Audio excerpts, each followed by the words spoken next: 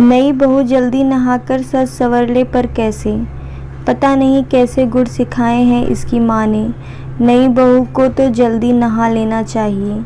जेठानी कविता नई बहू दिव्या को देखकर बोली। दिव्या बेचारी को समझ नहीं आता कहाँ से शुरू करूँ और कहाँ अंत। सास को घर से कोई खास मतलब नहीं था।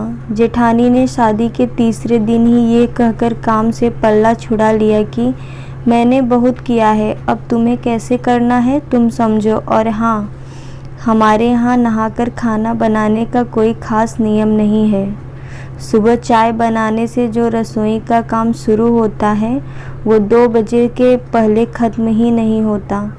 नाश्ता खाना बनाने के बीच में चाय का दौर चलता रहता है। दिव्या के मायके में ज़्यादा तेल मसाले वाला खाना नहीं खाया जाता था, तो कुछ न कुछ कमी रह जाती तो जेठानी मजाक भी बनाती और दिव्या से दोबारा भी बनवाती। हाँ, काम करती रहे इसके लिए दिव्या को बिना नहाए खाने को कहती रहती। पहले नहाने की कोशिश करती तो कभी बाथरूम खाली न होता, कभी कोई खाना या नाश्ता की मांग कर देता। जेठानी के 2 बच्चे भी थे, वो भी माँ से कुछ न कहते। चाची खाना दो, पानी दो, नाश्ता दो, परेशान कर देते। इतना काम करने की आदत नहीं थी दिव्या की। 10 दिनों में ही उसका चेहरा मुरझा गया। खड़े खड़े काम करने की वजह से पैर सूज गए थे, पर कोई मदद नहीं करता। हाँ, सभी जल्दी नहाने का ज्ञान जरूर देते। एक दिन दिव्या की बुआ सास आई।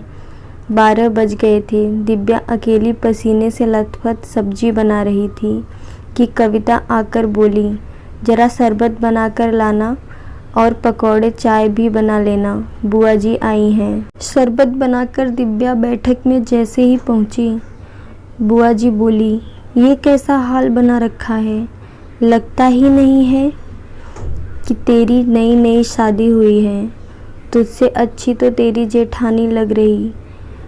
बस इतना सुनते ही कविता को मौका मिल गया दिव्या को नीचा दिखाने का। बोली, हाँ बुआ जी, इसकी माँ ने कुछ नहीं सिखाया है। नई बहू को जल्दी नहा लेना चाहिए। माँ का नाम सुनते ही दिव्या के सब्र का बांध टूट गया। रोते हुए बोली, जल्दी नहा लूँ पर कैसे? खाना भी समय पर बनाना है और सभी को खिलाना भी मुझे ही है।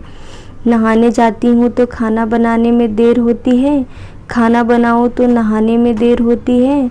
नहाने को सभी कहते हैं पर कोई ये नहीं कहता, दिव्या नहा लो, कुछ काम हम लोग देख लेते हैं। दिव्या तो रोते हुए बोलकर चली गई, पर बुआ जी बोली, भाभी हम दोनों बहनें हमेशा आपकी मदद करती थी। आपने बड़ी बहू कविता की भी घर की कामों में मदद की, फिर आज ऐसा क्यों? अब आपको काम नहीं करना है पर आप कविता को तो कह ही सकते हैं। और कविता, दिव्या मायके चली गई या पति के पास, तब तुम क्या करोगी? सब चुप हो गए। शायद समझ गए थे सिर्फ कहने से कुछ नहीं होता, करना भी पड़ता है। दोस्तों, आपको कहानी कैसी लगी कमेंट करके ज़रूर बताइएगा। कहानी पसंद आई तो वीडियो को लाइक शेयर करें और चैनल को सब्सक्राइब ज़रूर करें। वीडियो को पूरा देखने के लिए बहुत बहुत धन्यवाद दोस्तों।